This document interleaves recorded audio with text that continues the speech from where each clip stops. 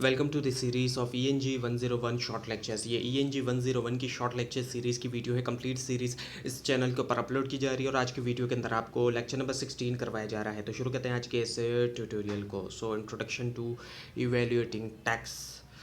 सो evaluating text जो एक fundamental aspect होता है रीडिंग कॉम्प्रिहेंशन का, और ये एनेबल करता है रीडर्स को कि वो क्रिटिकली तौर पर असेस करें वो मटेरियल जो वो एनकाउंटर कर रहे हैं, जिस मटेरियल से उनका वास्ता पड़ रहा है। और ये प्रोसेस ऐसा होता है कि इसमें अंडरस्टैंड करें कि राइटर की जो इंटेंशन है, कि उसकी क्या इंटेंशन है, वो क्या चाहता है, मतलब उसने किस मकसद से लिखा है जो कुछ लिखा है। आइडेंटिफाई करें उसका जो व्यू पॉइंट है, रिकग्नाइज करें पॉइंट ऑफ बाइस भी, कि उसने कोई बाइसनेस तो नहीं दिखाई तरफदारी जो लिखा है उसके अंदर।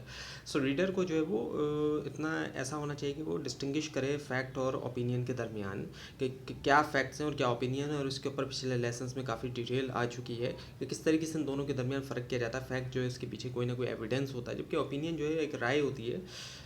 और ये ज़रूरी है ताकि फॉर्म करें एक एक्यूरेट जजमेंट जो है कंटेंट के बारे में। सो अवेयरनेस होना किसी की जजमेंट के बारे में इन्फ्लुएंस कर सकता है, राइटर्स की टोन जो है या फिर जो परसुएसिव टेक्निक। सो डेवलप करते हुए इस तरह के स्किल्स को स्टूडेंट इन्हेंस करते हैं, उनकी जो रीडिंग कॉम्पिटेंस है, उनकी रीडिंग की जो सलाहियत है, और बन जाते हैं ज़्यादा डिस्कन जो है कंज्यूमर जो है इन्फॉर्मेशन के। सो इवेल्युएटिंग टेक्स्ट हेल्प करता है रिकग्नाइज करने में जो अंडरलाइंग आर्ग्यूमेंट है और जो सपोर्ट प्रोवाइड की गई उन आर्ग्यूमेंट्स के लिए। So now the understanding tone. अब टोन की अगर हम बात करें, सो टोन जो है वो बताती है ऑथर का जो एटीट्यूड है वो क्या है सब्जेक्ट मैटर के हवाले से। और इसको जाहिर किया जाता है वर्ड चॉइस के ज़रिए एंड फ्रेजिंग के ज़रिए, कि वर्ड चॉइस किस तरह के वर्ड्स को चूज़ किया है ऑथर ने, और फ्रेजिंग उसको किस तरह से फ्रेज किया गया है। हर किसी की अपनी चॉइस ऑफ वर्ड होती है।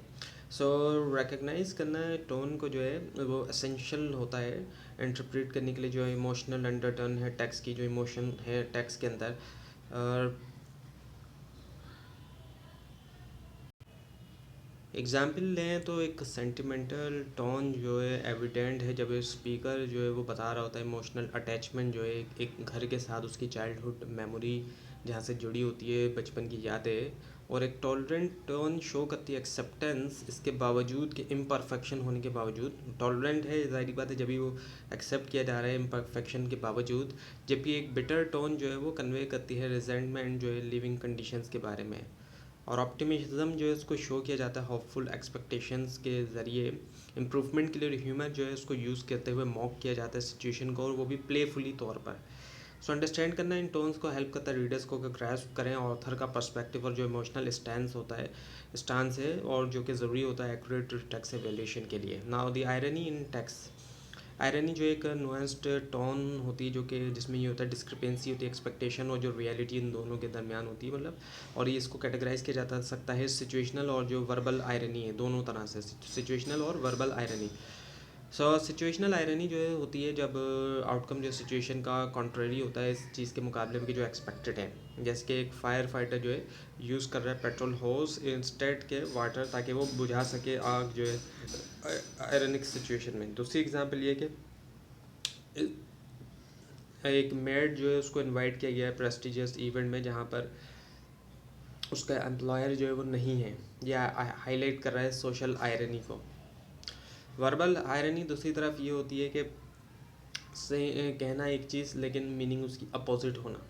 जैसे कि cricket player saying oh great upon seeing rain, ये इंडिकेट कर रहा है डिसअपॉइंटमेंट ना कि एंथुजिज्म।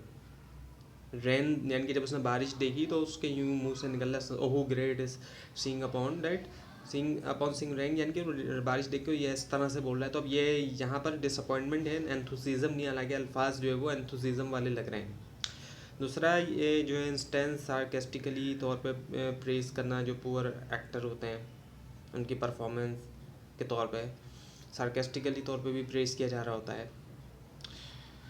सो रिकग्नाइज करना आयरनी जो रिक्वायर करता है अंडरस्टैंड करने में कॉन्टेक्स्ट और जो इंटेंडेड मीनिंग होते हैं वर्ड्स के पीछे, एनहेंस करता है रीडर की एबिलिटी की एवेल्यूट करें टेक्स्ट को critically. Now the tone in passages के अंदर जो टोन होती है, सो एनालाइज करना टोन जो है लॉन्गर पैसेज में उसमें होता है आइडेंटिफाई करना ऑथर्स का जो एटीट्यूड होता है चॉइस ऑफ वर्ड्स के हवाले से, और जो ओवरऑल पैसेज का जो मैसेज जो कन्वे किया गया है।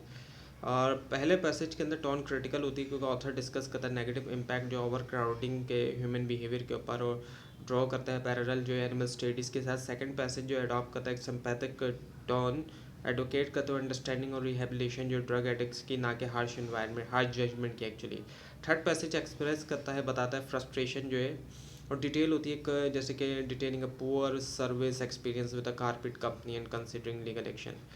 और ये एग्जांपल जो है वो इलस्ट्रेट करती हैं कैसे टोन वेरी करती है सिग्निफिकेंटली और डिपेंड करता है सब्जेक्ट मैटर और ऑथर के पर्सपेक्टिव पे। सो रिकग्नाइज करते हुए इन टोन्स को हेल्प मिलती है रीडर्स को कि इंटरप्रेट करें जो इमोशंस हैं और जो इंटेंशंस हैं। So now the understanding argument structure.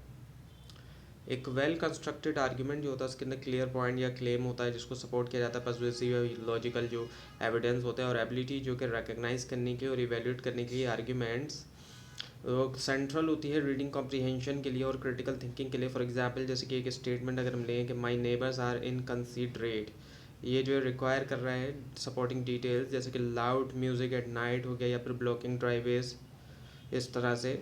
तो इवेल्यूटिंग करना आर्ग्यूमेंट इसमें ये होता है कि असेस किया जाए रिलेवेंस और स्ट्रेंथ जो एविडेंस जो कि प्रोवाइड किया गया, रीडर्स को लाजमी तौर पे देखना चाहिए कि क्या सपोर्ट लॉजिकली है पॉइंट्स के लिए, और क्या ये कि कोई बाइसेस या अजम्पशन अफेक्ट करता है आर्ग्यूमेंट्स की वैलिडिटी। और ये स्किल एनेबल करता है रीडर्स को कि एंगेज हों टेक्स्ट के साथ ज़्यादा डीपली और क्वेश्चन करें इन्फॉर्मेशन जो प्रेजेंट की गई है।